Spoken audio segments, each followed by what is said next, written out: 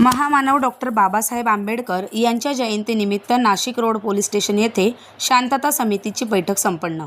महामानव डॉक्टर बाबासाहेब आंबेडकर यांच्या जयंतीनिमित्त नाशिक रोड पोलीस ठाण्यातील दारणा सभागृहात शांतता समितीची बैठक संपन्न झाली आहे।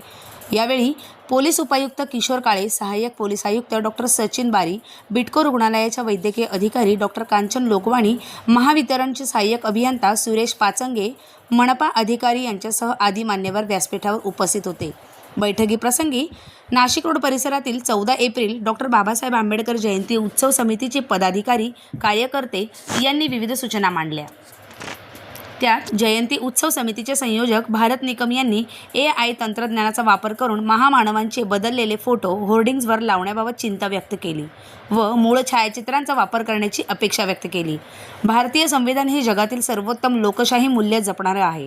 आम्ही ज्या स्पर्धा परीक्षा घेऊन अधिकारी झालो त्याचे निकष हे संविधानाने घालून दिलेले आहेत, त्यामुळे ही संधी मिळाली, असे म्हणत पोलीस आयुक्त संदीप कर्णिक यांनी उपस्थित अधिकाऱ्यांना महापालिकेसंदर्भातील भीमसैनिक व नागरिकांच्या तक्रारी स्थानिक पातळीवर तत्परतेने सोडविण्याच्या सूचना केल्या।